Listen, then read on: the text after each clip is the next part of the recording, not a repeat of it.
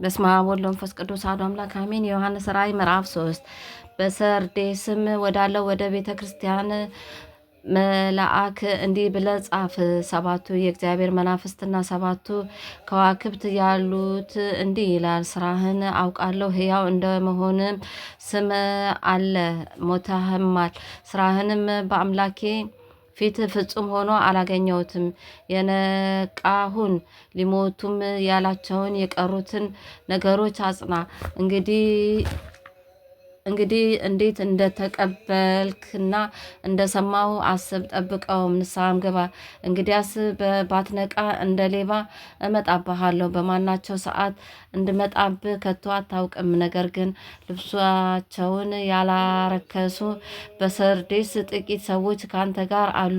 የተገባቸውንም ስለሆኑ ነጭ ልብስ ለብሰው ከኔ ጋር ይሄዳሉ። ድል የነሳው እንዲሁ በነጭ ልብስ ይጎናጸፋል። ስሙንም ከሕይወት መጽሐፍ አልደመስስም።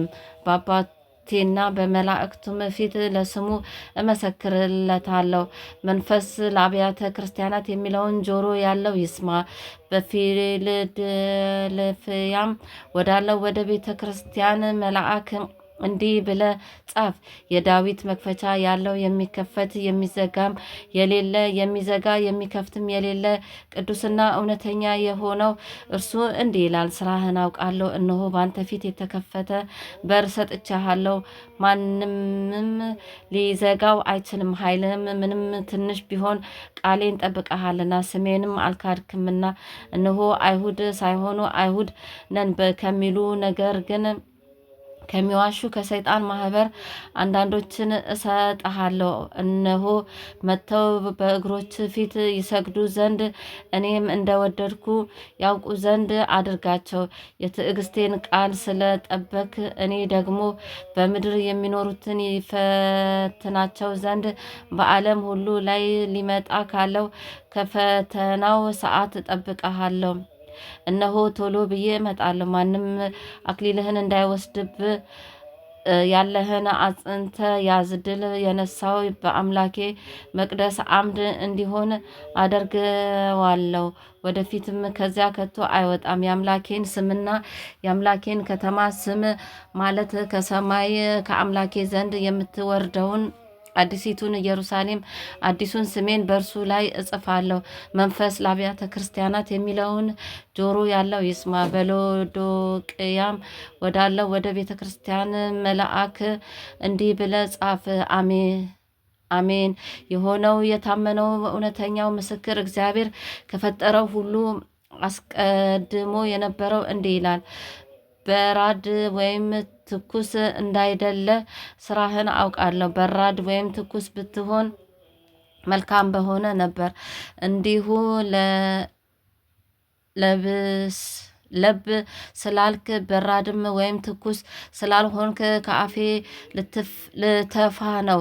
ሀብታም ነኝና ባለጠጋ ሆኛለሁ፣ አንድም እንኳን አያስፈልገኝም የምትል ስለሆንክ ጎስቋላ፣ ምስኪን፣ ድሃው፣ እውርም የተራቆትህም መሆንህን ስለማታውቅ ባለጠጋ እንድትሆን በእሳት የነጠረውን ወርቅ ተጎናጽፈ የራቁትነትን ሀፍረት እንዳይገለጥ ነጭ ልብስ እንድታይም ዓይኖች የምትኳለውን ኩል ከእኔ ትገዛ ዘንድ እመክርሃለሁ።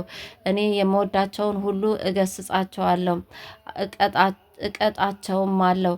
እንግዲህ ቅና፣ ንስሐም ግባ። እነሆ በደጅ ቆሜ አንኳኳለሁ። ማንም ድምፄን ቢሰማ ደጁን ቢከፍትልኝ ወደ እርሱ እገባለሁ፣ ከእርሱም ጋር እራት እበላለሁ፣ እርሱም ከእኔ ጋር ይበላል። እኔም ደግሞ ድል እንደነሳው ከአባቴ ጋር በዙፋኔ ላይ እንደተቀመጥኩ ድል ለነሳው ከእኔ ጋር በዙፋኔ ላይ ይቀመጥ ዘንድ ሰጠዋለሁ። መንፈስ ለአብያተ ክርስቲያን የሚለውን ጆሮ ያለው ይስማ። ምዕራፍ 4 ከዚያም በኋላ አየ፣ እነሆም በሰማይ የተከፈተ ደጅ እንደ መላእክትም ሆኖ ሲናገረኝ የሰማሁት ፊተኛው ድምፅ፣ ወደዚህ ውጣና ከዚህ በኋላ ሊሆን የሚያስፈልገውን ነገር አሳየኋለሁ አለ።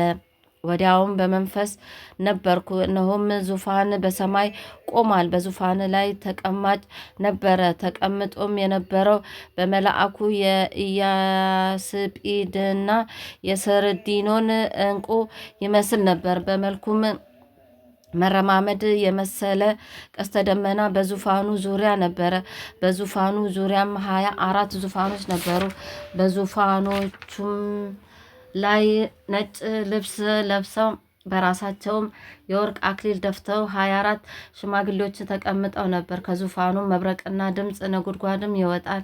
በዙፋኑም ፊት 7 የእሳት መብራቶችን ይበሩ ነበር። እነርሱም 7ቱ የእግዚአብሔር መናፍስት ናቸው። በዙፋኑ ፊት ብርሌ የሚመስል የብርጭቆ ባህር ነበረ። በዙፋኑ መካከል በዙፋኑም ዙሪያ በፊትና በኋላ ዓይኖች የሞሏቸው 4 እንስሶች ነበሩ። ፊተኛው እንስሳ አንበሳን ይመስላል፣ ሁለተኛው እንስሳ ጥጃን ይመስላል፣ ሶስተኛው እንስሳ እንደ ሰው ፊት ነበረው፣ አራተኛው እንስሳ የሚበረው ንስር ይመስላል። 4ቱም እንስሶች እያንዳንዳቸው 6 ክንፍ አሏቸው። በዙሪያቸው በውስጣቸው ዓይኖች ሞልተውባቸዋል። ቅዱስ ቅዱስ ቅዱስ የነበረውና የሚመጣው ሁሉንም የሚገዛ ጌታ ያለው አምላክ እያሉ ቀንና ሌሊት አያርፉም። እንስሶቹም በዙፋን ላይ ለተቀመጠው ከዘላለምም እስከ ዘላለም በሕይወት ለሚኖረው ለእርሱ ክብርና ውዳሴ ምስጋና በሰጡት ጊዜ ወደ 4ቱ ሊቃናት በዙፋን ላይ በተቀመጠው ፊት ወድቀው ከዘላለም እስከ ዘላለም በሕይወት ለሚኖረው እየሰገዱ ጌታችንና አምላካችን ሆይ አንተ ሁሉን ፈጥረሃልና ስለ ፈቃድ ሆነዋልና ተፈጥረውማል።